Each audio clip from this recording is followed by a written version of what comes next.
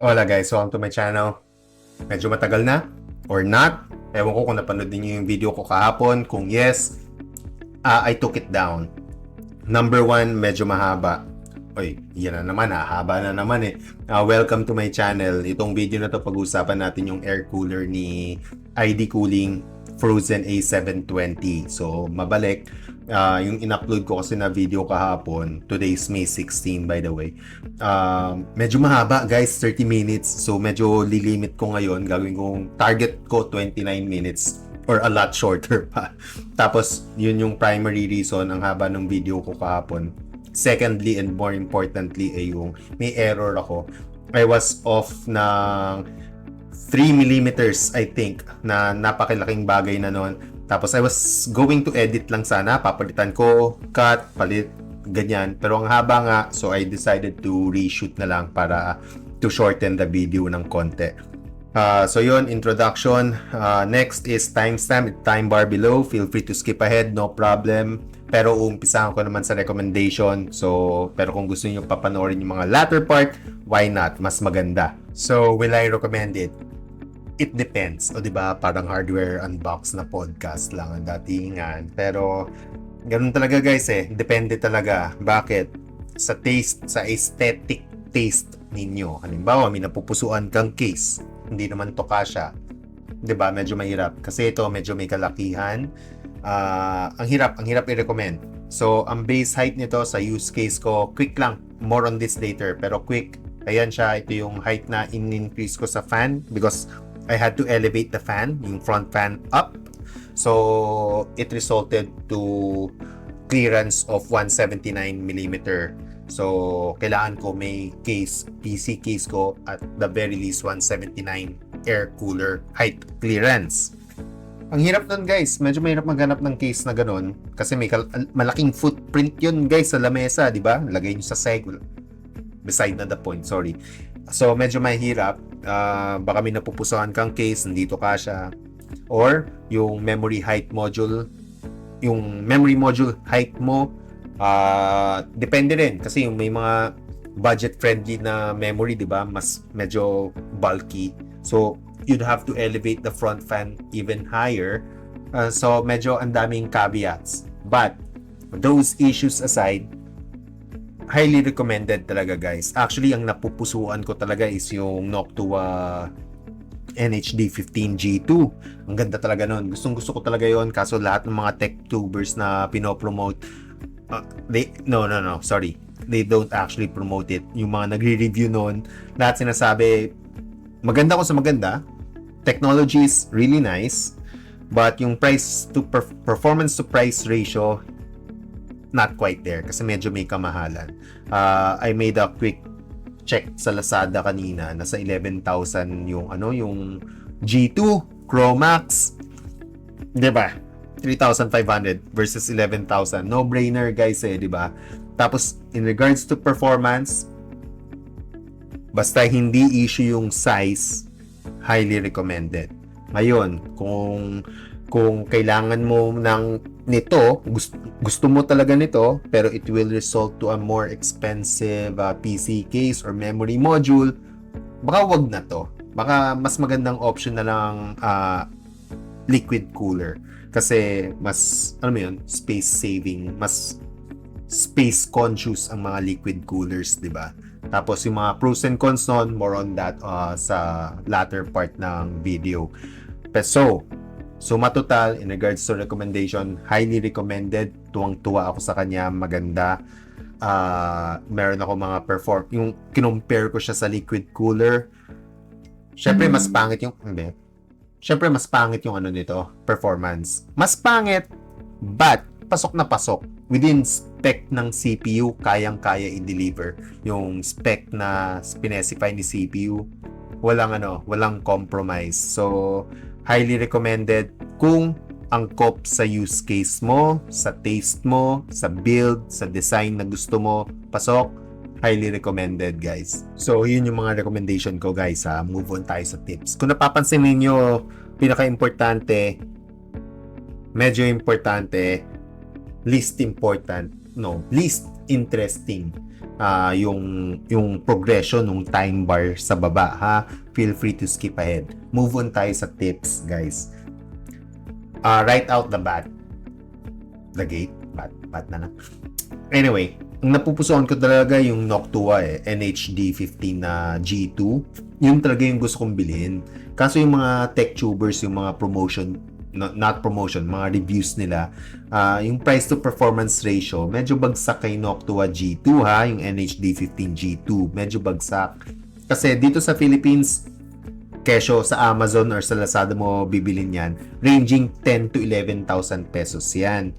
Heto, 3,500 pesos lang, guys. As of now, May 2026 ngayon. Nasa 3,300, 3,500 lang ito ngayon.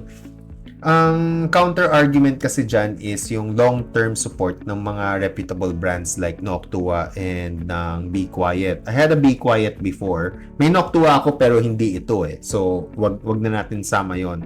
Long-term support ni Be Quiet, nandyan talaga. What do I mean? Nagpalit ako ng motherboard, yung bagong socket hindi supported nung mounting nung air cooler ni Be Quiet.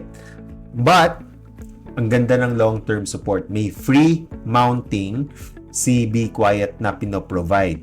But, I have to pay for the shipping. If I'm not mistaken, close to 2,000 pesos yung binayad ko sa shipping pa lang So, let's use yung Noctua NHD 15 G1 as an example. 7,000 pesos yun dito sa Pilipinas ngayon or sa Amazon. Bibili ako ng 7,000 na air cooler for its long-term support versus 3,300. Tapos pagdating ng panahon na kailangan ko ng palitan yung mounting, bilhin na lang akong bago. May kasama pang bagong fans. 'Di ba? Parang medyo lugi. Hindi naman sa lugi, pero ang weird lang. Kung iyon yung kung yun yung pangahawakan mo, ang medyo hindi naman sa weird. Natuwa ako kay Be Quiet, don't get me wrong, but 3,500 guys, medyo in my opinion ko lang to, comment na lang kayo kung ibabash ninyo, pero no brainer papi or mami kumbaga. Anyway, no brainer kasi ang mura. So, but nandiyan na ako actually personally gusto ko talaga yung design ni Noctua, yung beige. Gusto ko kung gusto mo, di bilhin mo, di ba? Walang problema dyan. All I'm saying is, natuwa ako sa kanya, no problem. But, kung ang pinangahawakan mo lang ay yung long-term support, just bear in mind, may out-of-pocket ka pa rin dyan, yung shipping cost nga nung mounting bracket. So, don't think na padadala nila yun sa'yo ng libre unless you live in the US. No problem. Ayun, yung background ko na sa New York ba to or Seattle? Ewan. Anyway, 'di ba? Kung sa US ka, no problem. Pero kung nandito ka sa Philippines, you have to pay for shipping, which is additional cost. Kung bibili ka ng bago nito, may libre kang 2 fans. 'Di ba? Okay, yun lang yun. Ang next ko is this one versus an AIO. Kayo bahala. Kahit saan nyo tignan, mamaya dun sa last part ng video yung performance, kasi ko-compare ko to sa Arctic Liquid Freezer 2 na tumatapat but we cannot deny mas maganda performance ng liquid cooler. Ngayon, babalik tayo dun sa sinabi ko kaganina, it depends on the build you want.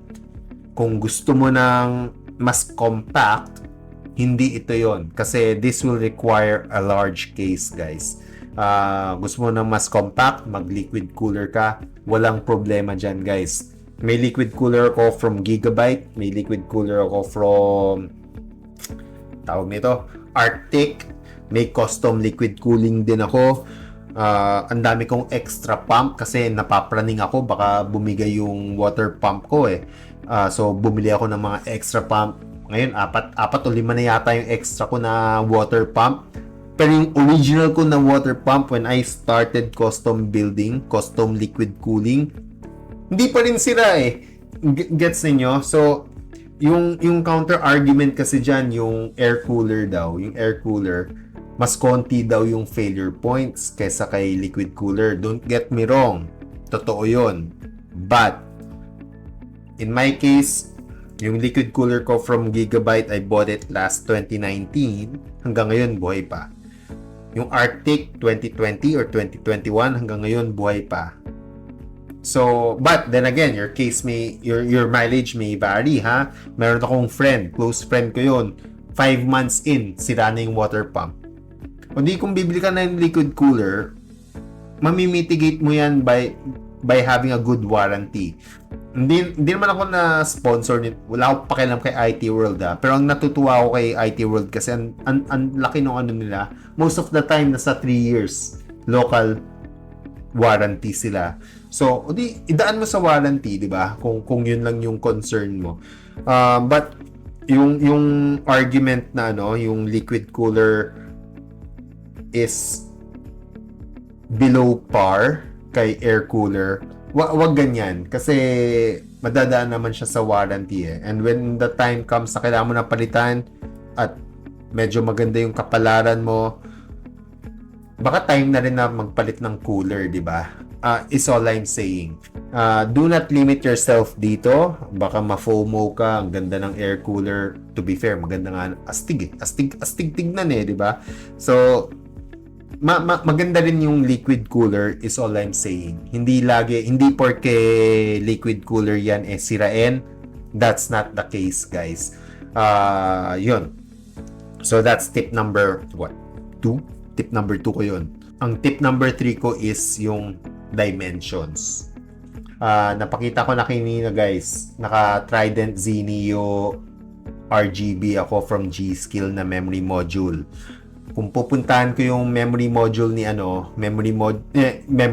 website ni G-Skill, they don't specify yung height ng memory module ko. Nakakapikon. I had to refer to Google. Ayan. I had to refer to Google. Sinabi niya 44 millimeters. Nagkataon, pumasok nga naman. I have the same memory. Ayan, yun sa search bar. Tapos, I had to elevate the front fan up. Tapos, measure ko. It measured 16. Kalimutan ko. Tignan ko na lang ulit. Teka lang. Yeah. It measured 16 millimeters.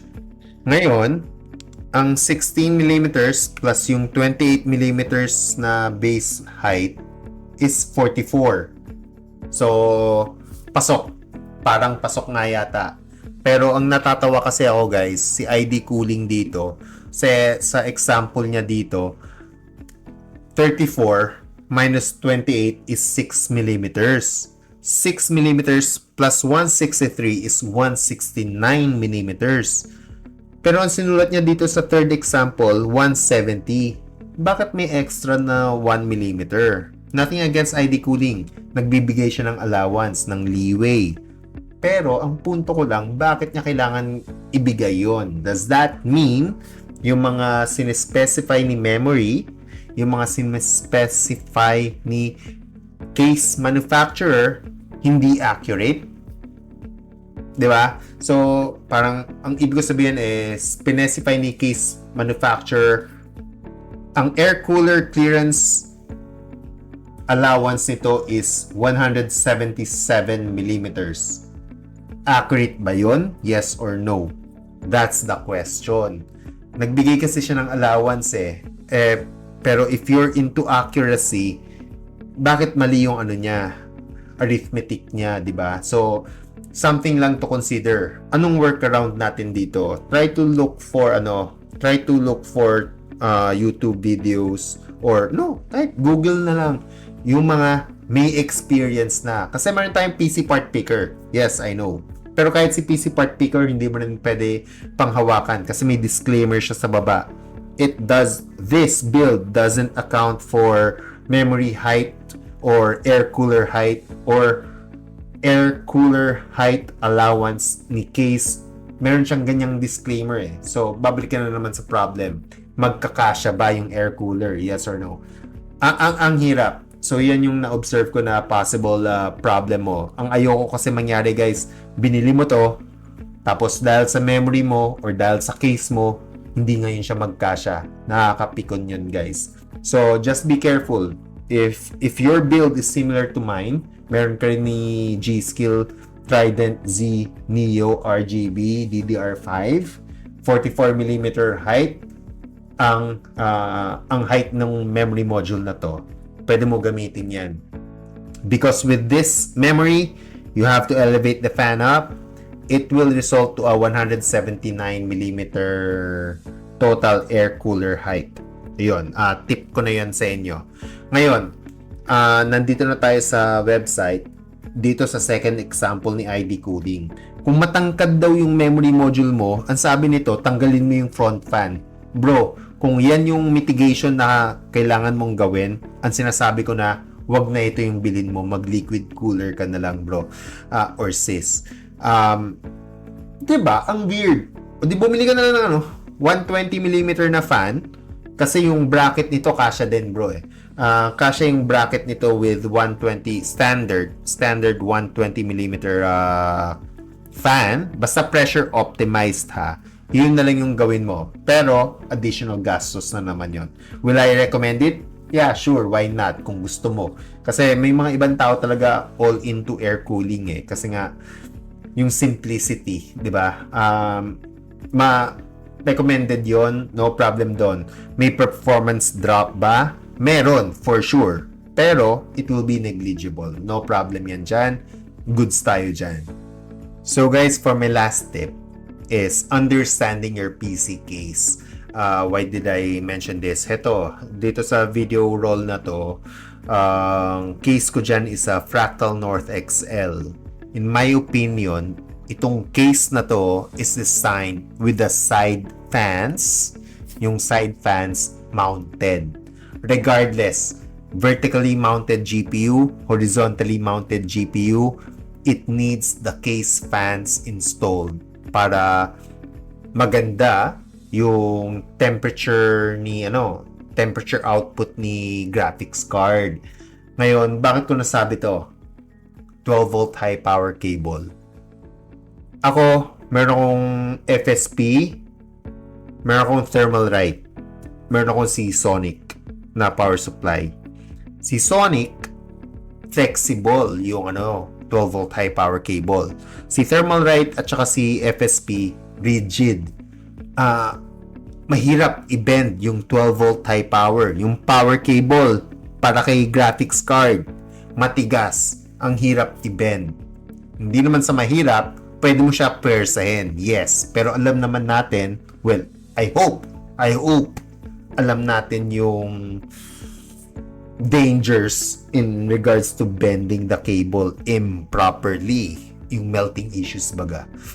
Yun, ingat lang doon. So, ang na-observe ko, kung yung 12 volt high power cable mo is not flexible, hindi mo mamamount si side fans. Bakit ko ba sinasabi yung horizontal mount? O di vertical mount natin, si Fractal North is capable of vertically mounting your graphics card. I know. Pero, with this air cooler, or Noctua, or kung ano man, kahit anong air cooler dyan, hindi mo ma-vertical mount ang graphics card mo with a rigid. Hindi mo ma-vertical mount yung graphics card mo, period. So, ingat in that regard, kasi pero siya yung horizontal mount. Yun nga lang, tatanggalin mo yung side fans. Kung rigid yung 12 volt high power mo, take into consideration yung case design or yung design ng PC case mo is all I'm saying, ha? Kasi you really have to consider yung airflow. Yung airflow talaga ng computer case mo. Do not disregard that. Ang ganda-ganda nga ng temperature ng CPU mo, kaso detrimental naman siya kay graphics card mo. Doesn't make sense, bro. Ingat lang. Study the airflow design of your case. Guys, very important yan. Ayaw natin na yung CPU lang yung magandang airflow. Dapat pati si graphics card. Okay guys, last part na tayo. Medyo boring na to, but if you're interested, panoorin nyo na lang. Methodology muna. CPU 7800X3D. Memory G-Skill Trident Z Neo RGB 32GB 6,000 mega transfers per second. Ang graphics card ko is from MSI Vanguard Edition RTX 5080. Ang case ko Fractal North, nakasulat dyan dyan sa graph, Fractal North XL yan. Side fans installed as an intake, front fans installed as an intake, rear fan installed as an exhaust.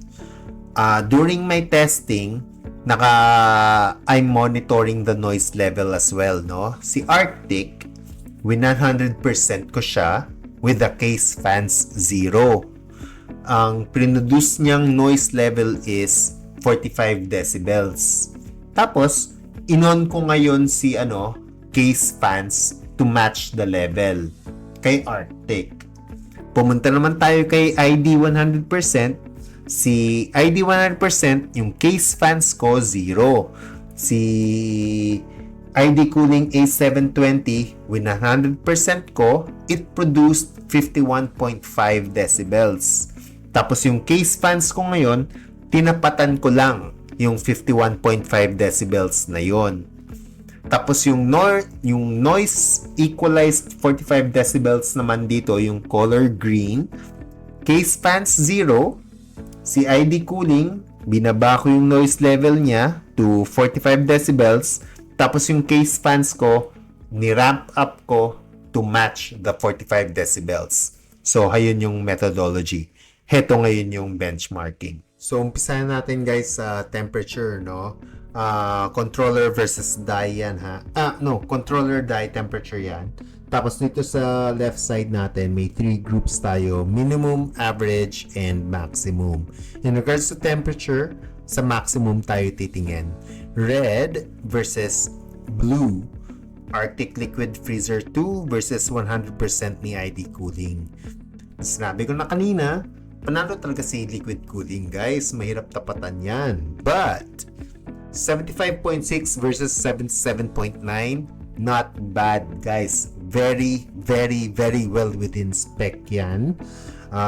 Pause nyo na lang kung gusto nyo pa makita, no? Next, average clock. Same, red versus blue. Panalo talaga. Higher is better dito. Kanina sa temperature, lower is better. Dito, higher is better. Higher talaga si red. Dito tayo sa average titingin. 4721 versus 4718. 3 MHz lang yan, guys. What's 3 MHz between difference? Is all I'm saying. Next. Green versus red. Dito naman, sa 45 decibels, noise normalized tayo kay ID Cooling. Do take note. Naka 100% pa rin tayo kay Arctic. Kay Arctic 100, si ID naka noise normalized 45 decibels. Temperature dito sa maximum tayo titingin. 75.6 versus 79.9, below. It didn't hit the 80-degree mark. Well within spec to. Not bad. Tignan natin sa average effective clock. Kung makikita ninyo dito, hindi naglalayo. Dito tayo sa gitna titingin. 4721 versus 4710. 11 MHz difference. Yes, noticeable. But, as an average user, will you actually be able to notice it, guys? In my opinion, no. So, but panalo pa rin si Liquid Cooler. Alam natin yan. So, nandyan na yan. Green versus blue tayo ngayon. 100% ID Cooling versus noise normalized ID Cooling. Mas malamig talaga si 100%, guys. 77.9 versus 79.9. And last but not least, yung performance nung dalawa. 100% ni ID Cooling versus noise normalized. Napakadikit. Syempre panalo si 100%. Si 100% dito tayo sa gitna titingin, 4718 versus 4710, 8 MHz difference. Nandiyan na talaga yan. So, ayan na yan. Last na yan. So, yun lang, guys. ID cooling, I'm all for it kung tutugma sa use case mo. Sa akin, tumugma. Again, heto ngayon, naka-test bench ako. Wala akong problema sa air cooler clearance height. Wala akong problema dyan. Nakahubad yung computer ko ngayon. Ayan siya. Ngayon, ikaw na bahala. You have your case to consider, you have your memory to consider, pero kung ang payo ko lang sa inyo, kung mag open PC case kayo, open PC, yung open case ba, medyo alikabukin yan. Make sure you know how to, linis-linis. Kung kaya nyo, why not, di ba?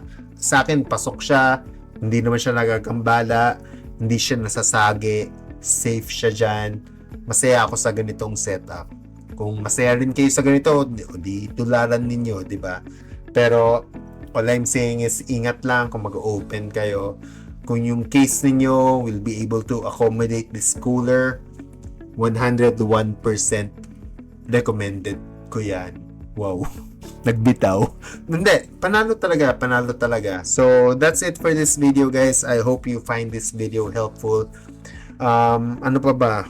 Wala na talaga. Comment lang kayo sa baba yung mga pagkukulang ko or yung mga experience ninyo. Please share nyo lang yan. Yeah. As always, guys, see you in the next one.